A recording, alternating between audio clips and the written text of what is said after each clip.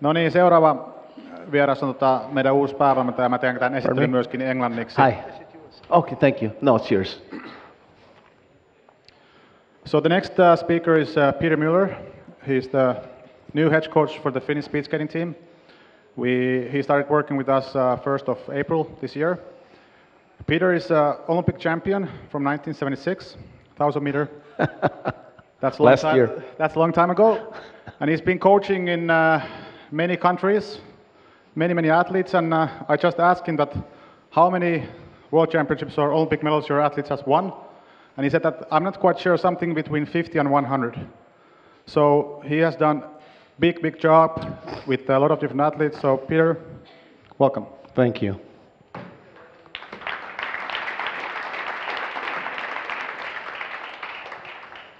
Moi moi. That's about it. I wish I spoke a little bit of Finnish, but maybe next year. But I'm not going to lecture you. We have a lot of professional people in here that have done a lot of great things, coaching, running federations, organizations. Don't have any charts. I don't have any PowerPoint.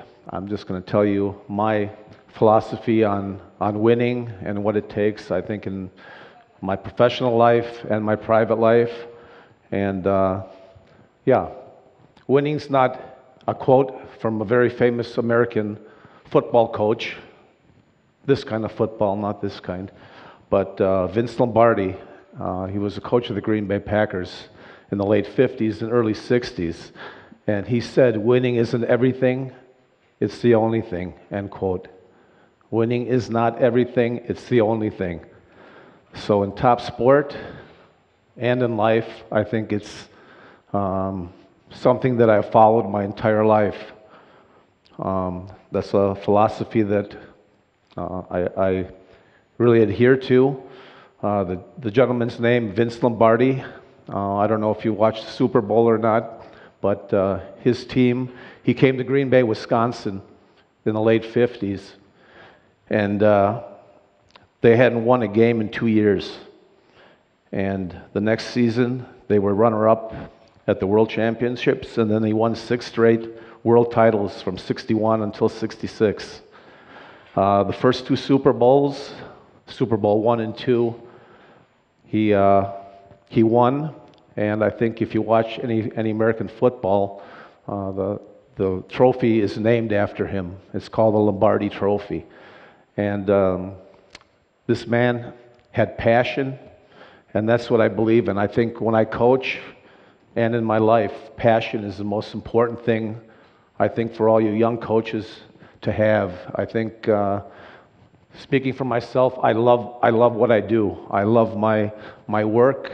I'm like, I told Jana, my boss, I said, I've been doing this 38 years. I skated internationally for 27 years, and I love what I do. It's my life, and I'm like a kid in a candy shop. I do this for nothing.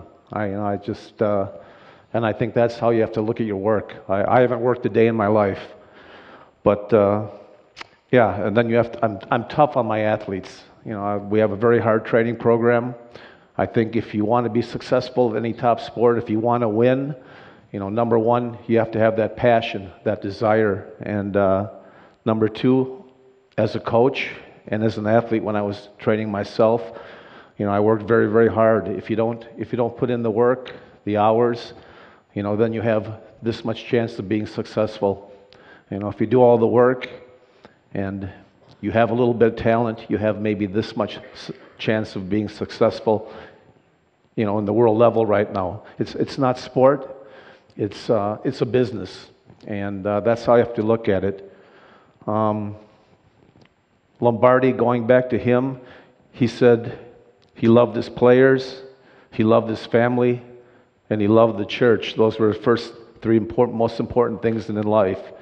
And like I said, I watched different coaches, and I took things away from different people that I admired in coaching, and I learned from a lot of different people. But I also look at those 3 things, being family, church, and love of the players. And I'm not going to say what order that's in, because I'll get in trouble. But that's exactly how I look at things also.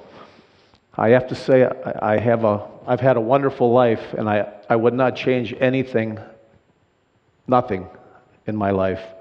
I know I've had highs, I've had lows, and as in my personal life, as my coaching life, I look at it like this: if this is high, I've been way up here, and if this is low, I've been underneath the carpet, and that's how it is in coaching. And it's a tough life.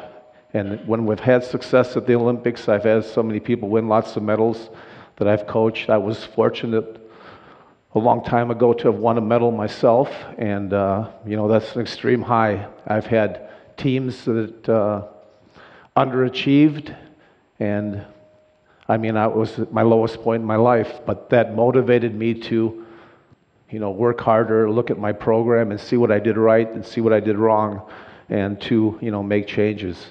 But I think in order to understand a little bit about my philosophy on coaching and training, I have to tell you a little bit about my life.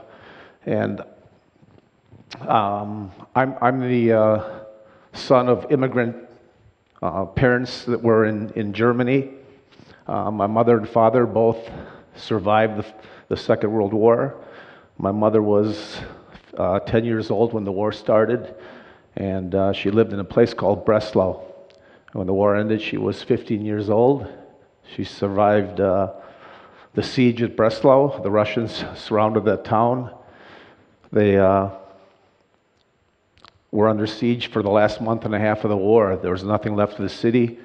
At that time, she was 15 years old, and they moved from basement to basement. I talked to her the last couple of years. She's a little older now. She's 89, so I asked her about what it was like, and she told me a lot of stories. She could write a book. But they moved from basement to basement every day. They had basically nothing to eat. She said there were tanks that were inside the buildings that were protecting the city. There was nothing left. She showed me some pictures also, that she had a couple pictures left. The whole city was nothing but rubble. There were young boys, 10, 12, 13 years old, and old men, 65, 70 years old, defending the city. She still has shrapnel in her head, in her brow, and in her hand from, being in the middle of the war zone. My father, when he was 17, 1944, he was drafted into the war. He was a glider pilot. He loved flying, and towards the end of the war, they were drafting everybody, and he was stationed down in Hungary. He crashed not far from Innsbruck, where I won my gold medal, as a matter of fact. So it's a funny world. But he spent like 2 months in the hospital. He never saw any action. The war ended, and he, along with 9 or 10 of his friends, started heading north, back home. If he had a home, he didn't know. And so anyhow, but they headed back home. He walked. He found a bicycle he could use, and he made it to the Rhine River, and they talked to the Americans. They wanted to surrender, and they said, please get to the other side of the river to surrender to the Russians. And he told his buddies, I don't think I'm going to do that. And 2 or 3 of the guys stayed with him.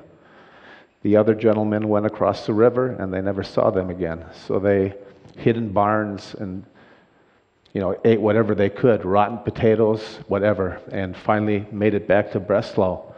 So for me, that's winning. That's life. Without that, I wouldn't be here right now. So a very important part. And then they kept moving farther west after this, and they moved to a place called Hameln.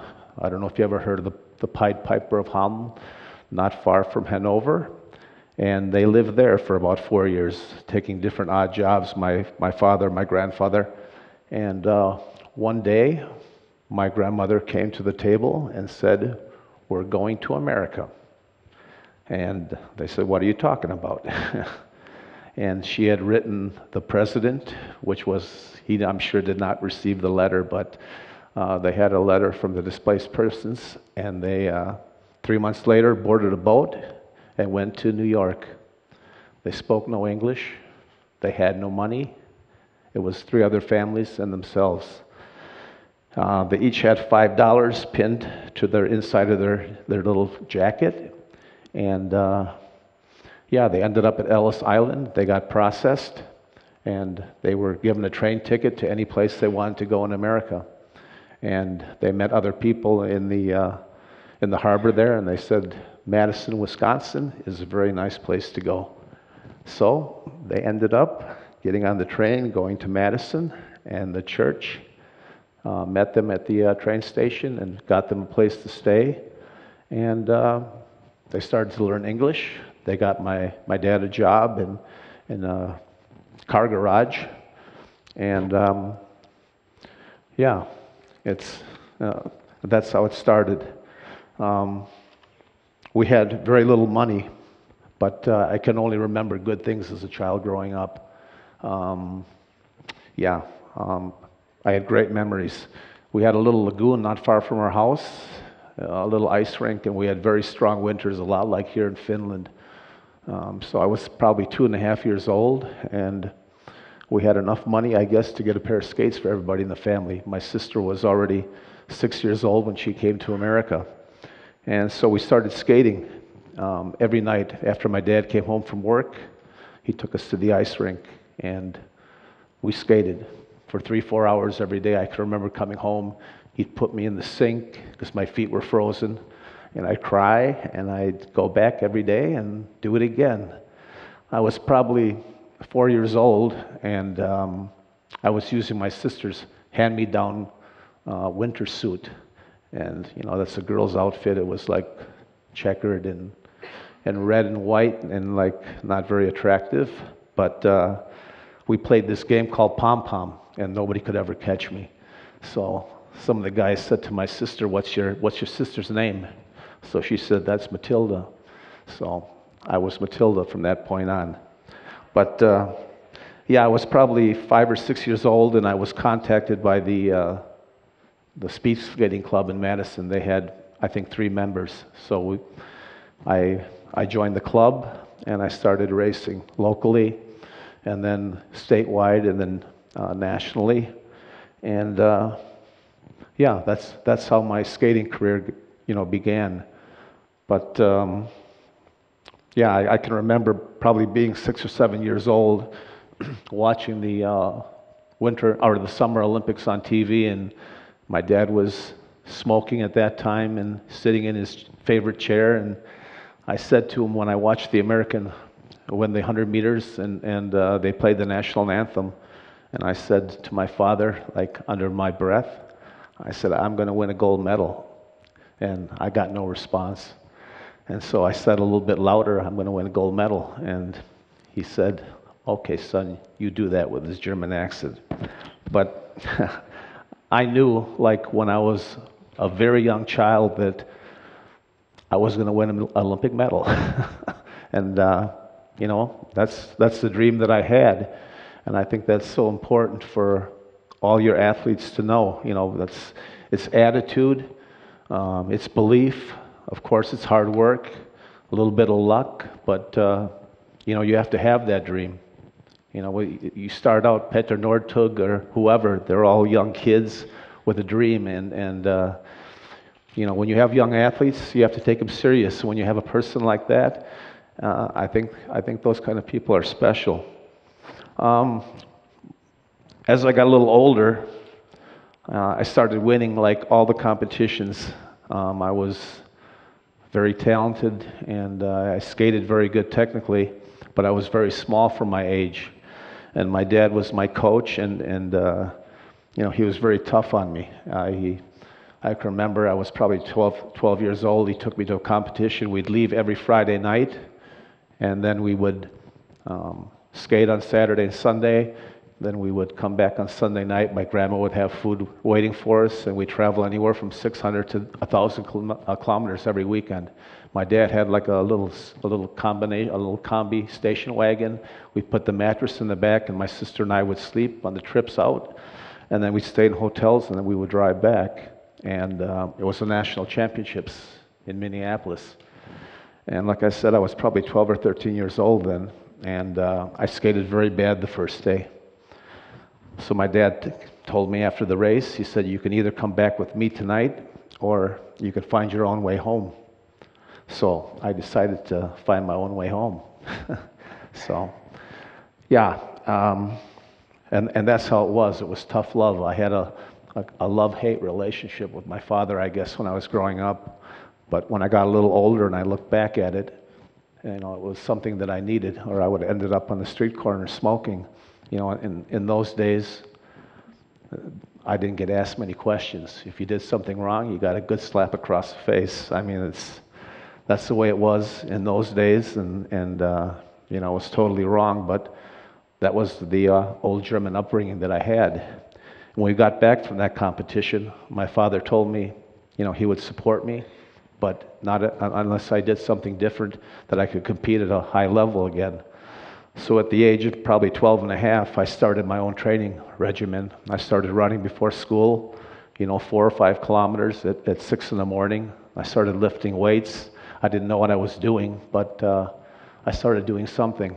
And the next season, I was winning again. So I guess the old man was not so far from being wrong. But like I said, it was always tough love. The summer of, 69, 70, we had a German coach come to America to train our national team. We had, in those days in America, we didn't have much of a program. It was 60 kids on the national team from the ages of 13 to 40, and we had no coaching, no guidance, but we did have a lot of interest. We always had success at the Olympic Games in the 500 meters, or some of the women. It was a very successful sport in America for the reason that we had a lot of dedicated young kids that didn't know what they were doing, but they worked extremely hard. Anyhow, this gentleman, his name was Günter Traub. He came to the U.S. in the summer of 69, 70, and we started training with him for 2 months. He was the national team coach of the Italians, and at the end of the training camp, he invited anybody who would come to Insel, Germany, to train with him. They were all welcome. Of course, he never thought anybody would show up, but another friend of mine, John Lutz, he was a 13-year-old kid, and myself, we talked our parents into getting us a ticket, and I think it was $200 at that time, and we flew to Munich by ourselves, and we spent 3 months in Insel with the Italian national team. Let me tell you, that was hell. It was boot camp, but we'd get up in the morning at 6 o'clock. We'd do a morning yoga and stretching exercise training. We would skate in the morning, and then we'd have lunch and sleep. And I'd sneak out of the place a few times, and my coach would catch me in town and take me back to my room by the ear, and then we'd train in the afternoon again. And the best part of the training was the run around the mountain when we were finished with our afternoon skating session. And, in Germany and Central Europe, it'd start by 3:30 in the afternoon, 4 o'clock in the fall, and that's about 6 o'clock in the evening. And the name of the mountain was Falkenstein. I think Jana knows where that's at, but so we go run around there, and the first night, it was like we were training with men, 21, 25, 28-year-old men, and here's this 13-year-old kid and me, and we start running, and of course, after a kilometer or so, we're way behind, going around the back of the mountain. We hear woohoo, and all these crazy noises. That was the only time that we didn't keep up with those guys after that training. But so things progressed, and I kept taking steps on the international scene, and I was fortunate to qualify for the 76 Olympics. My parents were there and watched me win the gold medal. After I skated, I stood underneath the stands and just watched the other competitors, and it was, one person after another, and at the end of the competition, I had won, and it was nice for me, but I have to explain it like this: it was kind of anticlimactic. It was, I achieved the goal that I always wanted to achieve, and basically I was satisfied. A lot of people, they win the gold medal and they want more, and I kind of lost my motivation after that. It was like I thought there would be more to it, and really, like I said, it was fantastic, but I wanted to move on to different things. I think it was like more important for my parents. They made the trip over there, and when they played the national anthem, and just seeing my mom and dad there, I think all the sacrifices that they put up with and to help me get to that point was what made it all worth it to myself. I continued skating, for 4 more years. I skated 1 more Olympics in Lake Placid. But I ran into a guy named Eric Hayden, and things got a little difficult. He won the 5 golds there, and I ended up getting 5th, and I retired from skating. I was hired in Austria directly after I finished skating. I think I was 27 years old then. I think I was the youngest coach in skating at that time, and I went to Austria, and I worked there for 9 months. They had not made a European final distance in skating. You have to skate 3 distances to qualify for the 4th event, and they had not qualified a skater in 56 years.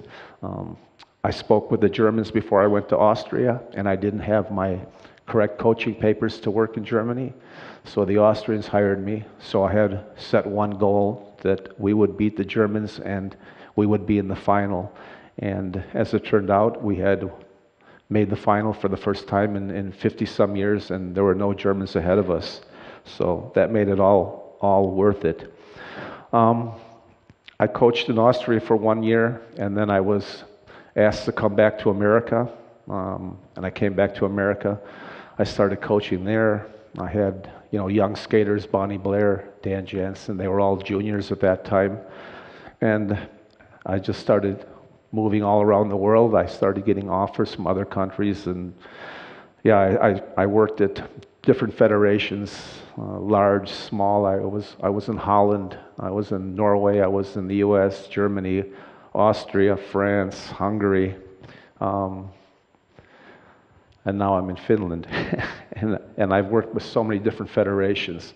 And like the other gentleman said, federations are so important, but the only professional federation I really did work in all the years of coaching and skating was the Dutch Federation. They were very professional. They separated the coaching from the business, from the political end of things, and it was so important that I could do my job. The thing I find, like at the smaller federations where I would have problems, you'd have a lot of family members that were in the federations, and I'd have skaters, athletes that were children of the parents, and then if they got results, things were good, and if they didn't get results, then there was a little jealousy from the parents' end of it. So I think it's so important that the coaches in the smaller federations have their hands free, that they can do the work they have to do without being handcuffed by certain political or family kind of ties. And just getting here to Finland and working with Jana, I've known Jana for a long time, and it's really nice to have somebody that knows what they're talking about, an ex-skater, an ex-world-class skater, and the cooperation it's been so easy for the last 6 months. Of course, sometimes we have differences. You can't always agree, but at the end we work things out, and it's worked really fine over here. Do I get a raise? Thank you.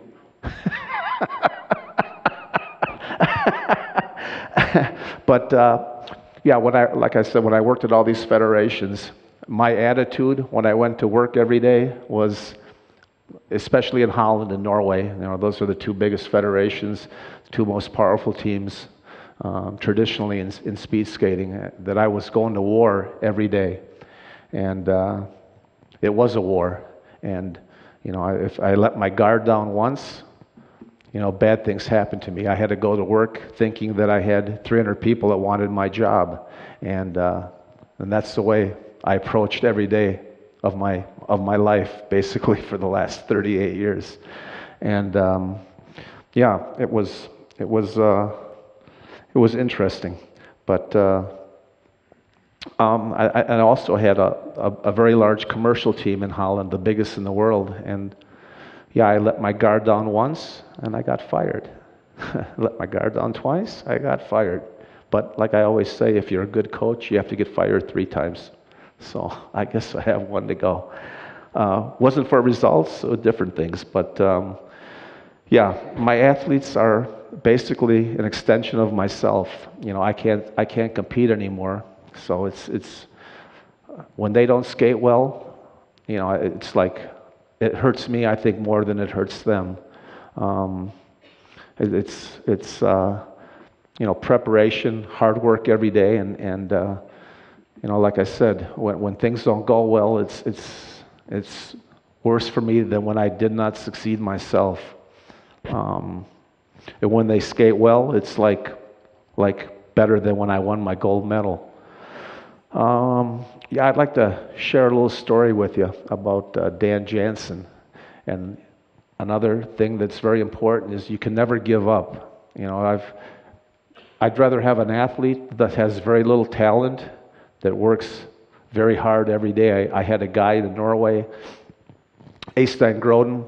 He was 29 years old when I got to Norway. He never was in the top 8 in a race in his life. The guy could not chew gum and walk at the same time. He was absolutely not coordinated. And of course, if you're skating a sprint, you need some special talent. But for distance skating, it's just dedication, hard work, and the love of what you do. And this kid, in 2 years, he went from nothing to winning every World Cup and both races at the Europeans and the World Championships. The only problem was it was the year before the Olympics.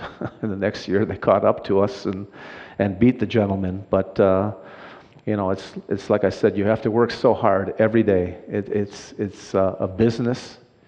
It's not a sport anymore, and that's the way you have to approach things. I think also from the federation, that's how everything has to be looked at. And it's a war out there.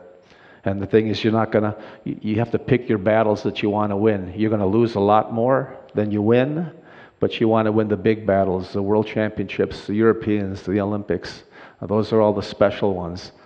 But I'd like to tell you a story about Dan Jansen, and that's about not quitting, staying with it, always fighting and having dedication and heart. And like I said, I coached Dan in '82 and '83 when he was just a young kid, 16 years old, 15 years old. And in America, it's a lot like it is here in Finland. There's a lot of families that are involved in this sport. And Jansen family had 7 siblings. And, I skated with the one brother and all the way down the line to Dan and Jane, his 2 sisters. And when I was at my best, the young kids would follow along and they'd learn from the older kids, and we enjoyed helping them. And then eventually I coached Dan for 2 years. And then I had program development in the U.S., and he was 17 years old in Sarajevo in '84, and he got 4th in the 500 meters. And he showed what kind of talent he was. And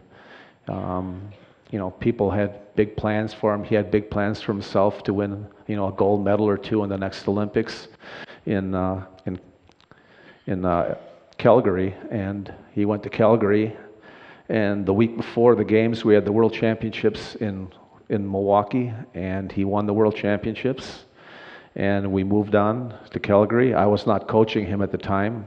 I was coaching the junior team, but I helped him quite a bit and had a keen interest in him. And the day before he was to skate, his sister passed away of leukemia. And he wanted to know he knew she was very ill, but he wanted to know what was going on. And so they called him at 1:30 in the morning and let him know. And that day so happened to be the biggest day of his life on the ice, the 500 meters. I think a lot of people know the story, but he skated about 110 meters and he fell for no reason, basically. He failed there. And like a week later, he had the 1,000 meters and he had the fastest 200 and 600. He was skating down the backstretch, and a speed skater never falls on a straightaway. And for whatever reason, he fell on the straightaway, and again he failed. He could have quit skating, but he decided he was going to keep going. And at this time, I was in Germany, and Bonnie Blair, another Olympic champion and world champion lady that was one of America's greatest athletes. I think she won six Olympic medals. They came to me in Germany, and I had just signed an extension on my contract and asked if I could come back to America and coach them. I went to my boss, and he was very kind to me. He said, the only reason I'm letting you go is so you can go back home. So I was let out of my contract, and I went back to the U.S., and I coached Bonnie and Dan, and we went to Albertville, where Bonnie won 2 Olympic golds in the 500 and 1,000. And again, Dan Jansen, Olympics number 3. He went to the line for 500. He completed the race, no mistakes. But like I said, he skated like he was skating on eggs. He never pushed. I think for him, a success and a victory for him at that time would have been just standing up, and he thought if he would just go through the motions, he would win a medal or a gold or any kind of medal. He was not successful. He got 6th there, and of course very disappointed, but we had 1,000 2 days later, and he went out, and he wasn't, we really didn't prepare for 1,000 meters, and he went out and he skated. I just said, skate as hard as you can for as long as you can. So he skated the fastest 200, fastest 600, ended up skating the worst last lap. He was dead last in the race. Very, very disappointed. I thought maybe that was the end of the road for him. And we had a discussion afterwards, and because of fate or the man upstairs or whatever, they started the split Olympics. And fortunately for us, he had the games in '94 in Lillehammer instead of having to wait 4 years. He was already 35 years old, and he made the commitment and the decision to stick around for 2 more years.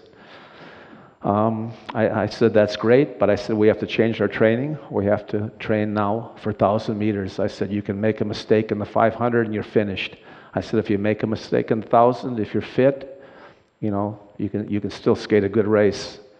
So he wrote on his refrigerator like 5,000 times, I will train for 1,000 meters. I will win 1,000 meters.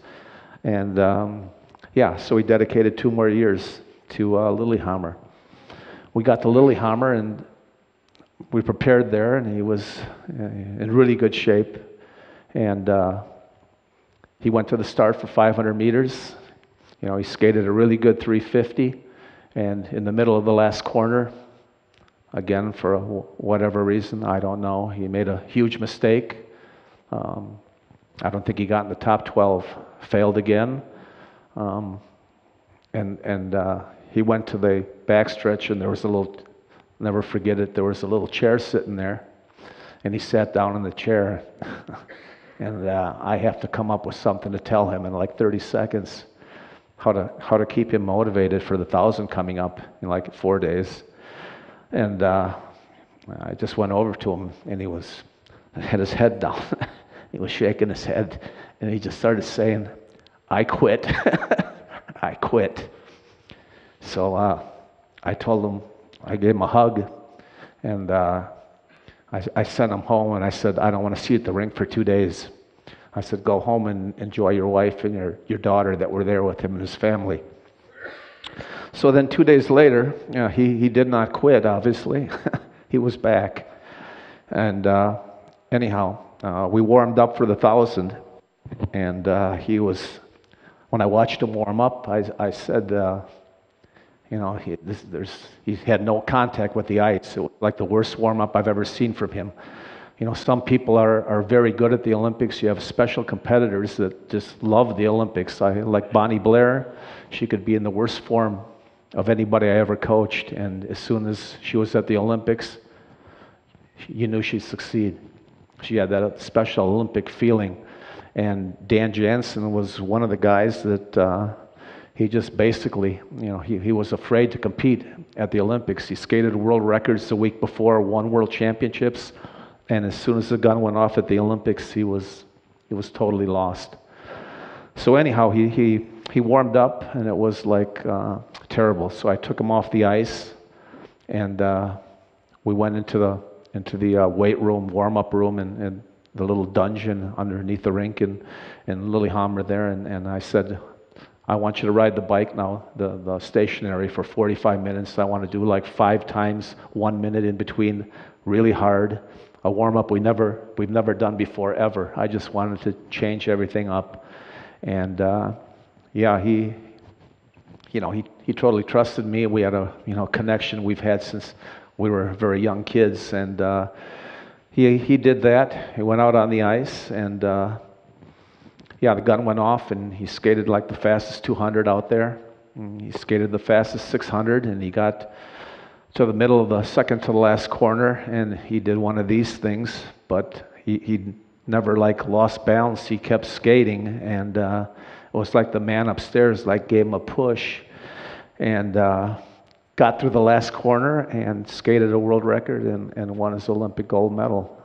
So that's a quality you have to have. You can't quit. You can never give up. If you believe in something, you have to always fight and stay focused on the goals you have.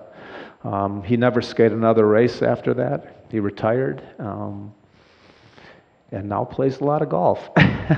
But yeah, no, it was a very exciting time. And I heard from all the other skaters, they'd come up to me and said, we want Dan Jansen to win, and we all want him to win. And, that's great, but nobody didn't go to the start for 3 Olympics. So it's a war zone out there. I would, we just got back from Insel, Germany. We had our team there for 10 days. We have a extremely young team here. I don't think I've had this much fun in probably 15 years. We have kids that are 15 to 17 years old.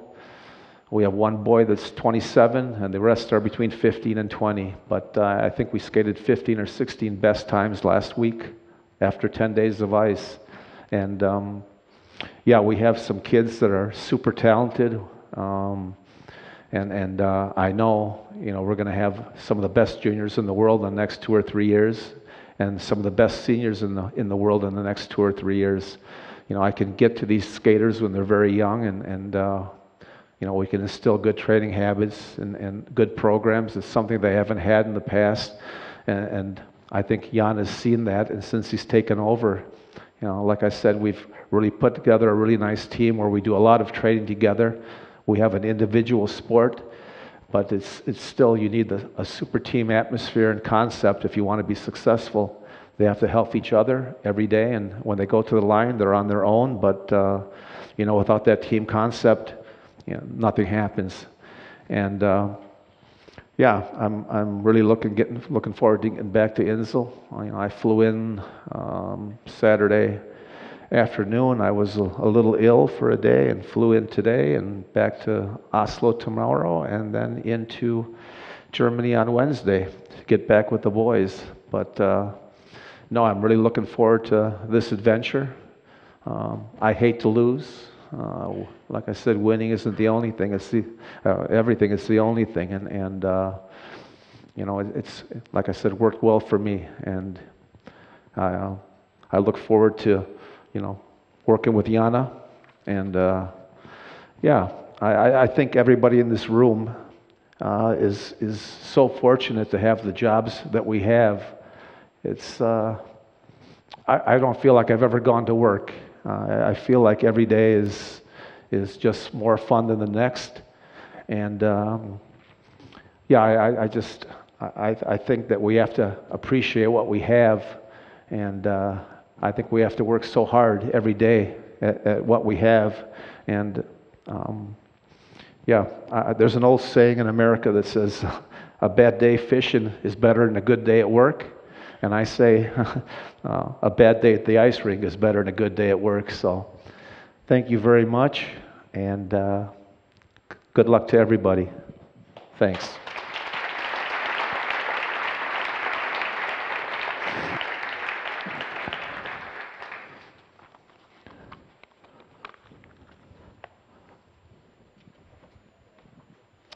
Thanks Pete.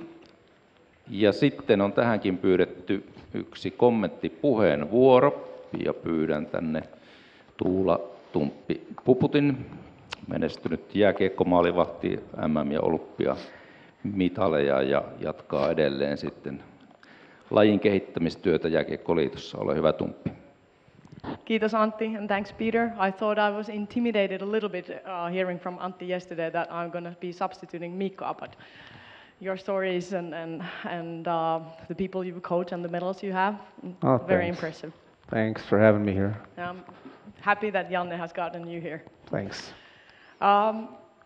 Mun piti laittaa muutama muistiinpanoni luntaan täältä vähän, ja ajattelin tuossa tarinan aikana ehkä sitä, että jollain tavalla sieltä puhutteli se hommiin tarttuminen, että tietyllä tavalla se juttu, minkä sä päivittäin saat eteen, niin siitä on selviydyttävä ja parhaalla mahdollisella tavalla. Ja totta kai se voittamisen niin kuin halu ja se intohimo siihen tekemiseen. Eilen ajattelin, kun Antin kanssa laitettiin viestejä, että ehkä siihen Mikan tarinaan liittyen, niin se mun tarina on jollain tavalla päinvastainen. Varmasti sitä Mikan tarinaa, kun seurattiin, niin kaikki toivoi, että hän olisi voittanut sen olympiamitalin, uskomaton urheilija ja menestynyt urheilija, vaikka ei sitten niin monta niitä koristeita kaula ympäri matkalla tarttunut. Mun tarina meni niin, että mä olin 93 EM-mitalisti, EM-kultamitalisti ja 20-vuotiaana olympiapronssimitalisti, 24-vuotiaana hävinnyt sen varman pronssimitalin. Ja jollain tavalla aika oli sellaista, että meidän lajin naisten jääkiekko oli tietysti hyvin tuoreena niin kuin kansainvälisessä kilpailussa. Ja sitten taas suomalainen aika urheilussa sillä tavalla, että siinä vaiheessa urheilulukijakokeilu oli ja päästiin tosi hyvään harjoitteluun. Ja mulla oli onni sillä tavalla, että Jääkiekkoliitto oli silloin palkannut myös sitten tämmöisiä alueellisia maalivahtivalmentajia. Ja meidän seurassa Kalpassa Kuopiossa silloin oli tosi monta hyvää tyyppiä, joiden mukana sitten siinä kun pääsi tavallaan naisleijoneen joukkueen mukaan, jotka oli jo oppinut menestymään ja oli jo voittaneet tosi paljon mitaleita, niin tavallaan pääsi siihen huumaan mukaan ja oppi harjoittelemaan siinä samassa sitten hyvässä ympäristössä. Oikeastaan niitä menestysasioita alkoi miettimään vasta myöhemmin. Mä aikoinaan tulin työharjoitteluun olympiakomiteaan ja muistan, että juteltiin vanhoista jutuista silloin ja Puron takaisin Jokke kysyi, että no miten silloin 98, että varmaan riitti vipinä sitten olympiapronssimitalistille ja mä naurin, että no ei nyt välttämättä ihan hirveästi riittänyt, että ehkä jollain tavalla niin kuin se menestys, mitä oli itsekin kyllä kokenut saavuttaneensa, niin ehkä sitten kuitenkin tavallaan se meidän laji ei ollut semmoisessa asemassa, että sitä olisi mitenkään hirveästi nostettu. Mutta ei sitä oikeastaan niin kuin urheilijana itse semmoisia asioita ajatellut. Et sehän oli tärkeää se, että mitä se urheilu opetti, että ne kuitenkin, vaikka hyppäsi siihen menestyneen joukkueen matkaan, niin tärkeä oli tavallaan se urheilun opit, se työnteko, se tavoiteasentanta ja tavallaan se heittäytyminen siihen hommaan, vaikka se tulos ja välttämättä se ammattikaan ei siinä niin kauhean taattu ollut. Mä en tiedä, moniko tietää tosiaan, urheilussa on töissä tälläkin hetkellä ja jos sitä tulos ei ole taattu sille urheilijana, niin aika moni tietää, että se kauhean paljon on jo omissa käsissä, vaan ainakin välillä sille tuntuu myös, että kun ollaan tällä pöydän toisella puolella. Ja jollain tavalla ehkä se oppi kantaa vieläkin siitä, että se niin kuin, tavallaan ne ihmiset, kenen kanssa sä saat tehdä töitä ja että ne tois niitä mitaleja niin heillä olisi mahdollisuus menestyä ja suomalaisilla urheilulla on mahdollisuus menestyä, niin emme muuta voida tehdä kuin tavallaan luottaa ja valaa sitä uskoa siihen, että ne joka päivä uskaltaa tarttua siihen haasteeseen ja heittäytyä ja palaa sille urheilulle ja tehdä parhaansa, mikä siellä niin kuin on odottamassa. Ja karuudessahan se, jos se teksti tai se työtehtävä tai tehtävän anto oli se, että mitä se menestys merkitsee, niin jollain tavallahan se toisaalta sitten merkitsee tai on tavallaan elinehto. Et kyllähän me tässä huoneessa tiedetään se, että kyllä suomalaiset sitä odottaa ja tavallaan sitä näkyvyyttä ja tunnustusta myöten saat myös niitä resursseja siihen tekemiselle. Ja tietysti meillä tänä vuonna oli ihan mahtava juttu, että meillä on lajina taas niin kuin mahdollisuus ottaa yksi iso askel eteenpäin apurahojen myötä, mutta totta kai se niin kuin pitää myös tienata itse, että ei pelkästään olla niillä rahoilla, vaan tienata se niin kuin tavallaan edellytys sille tekemiselle myös sitten Suomen kansan silmissä. Mutta ehkä se niin kuin jollain tavalla sit se menestys on kuitenkin positiivinen juttu. Niin kuin tavallaan se on osa sitä kilpailua ja se on kuitenkin se sen meidän urheilun suola. Siihen liittyy se odottaminen, jollain tavalla se jahtaaminen, onnistuminen, mutta välillä myös se epäonnistuminen. Ja sitten kuitenkin se menestys tuntuu, ainakin mä itse koen urheilijalla niin, että vasta silloin oikealle, kun sä oot tehnyt täysillä ne jutut ja tehnyt niiden arvojen mukaan, mihin sä uskot. Ja se klassinen sanonta, ehkä just se, että se menestys ei ole se määränpää, vaan on se matka. Niin jollain tavalla mä uskon, että se on se matka, mutta siellä on useita pieniä polkuja. Ja tavallaan niiltä poluilta pitää poimia niitä oppeja ja niitä oivalluksia. Ja tajuta ja oppia sieltä. Ja jollain tavalla ehkä säilyttää se halu. Ja sitten ehkä vähän naivistikin, niin se uskallus haluta olla se maailman paras. Näillä mietteillä. Kiitos. Kiitos Tumppi. Okay, I think we have a time for one question or comment. Anyone? Hi. I was wondering how you create the atmosphere so your athletes dare to win, so that they are able to succeed when it matters the most. Yeah, it's, you know, I've been to a lot of places, like I said, in I think the Scandinavian countries. When I worked in Norway, when I first went there, they wanted to do team building. And I think team building is created when you get the team together and you start working hard and they start to suffer together and they build a really close relationship with each other. And eventually, like all my teams, they actually really care for each other. They're like a family and they support each other. And I think that has to be, you have to do that within the structure of your team. You can't take them out to some place, to a hotel for 3 days and you know, play games or whatever and try to build a team like that. I think that when you build a team through tough times and hard training and you know, riding 160 kilometers when it's 2 degrees out, snow, raining, and they care for each other and support each other. That's how that team grows together and they stay together. And yeah, of course, you have to bring up young skaters every year because the team gets older, and you have to integrate those people. And I think that's what I see here. We haven't had a team here in Finland. We had for the last, like, probably, you know, since Jana left when he was coaching. And we had Mika training in Calgary and Pekka training with his brother. And then we have such a big gap now with the athletes that we have here because they had nobody to look up to and to train with. And these kids, 15, 16, 17, you can't do it alone. And now we've put that concept back in, and we have Levo and we have the oldest Samurai, and all these kids are training with them. And I think that's what, you know, builds a good unit, working hard together. Okay, thank you. Thanks. Thank you. Thank you very much.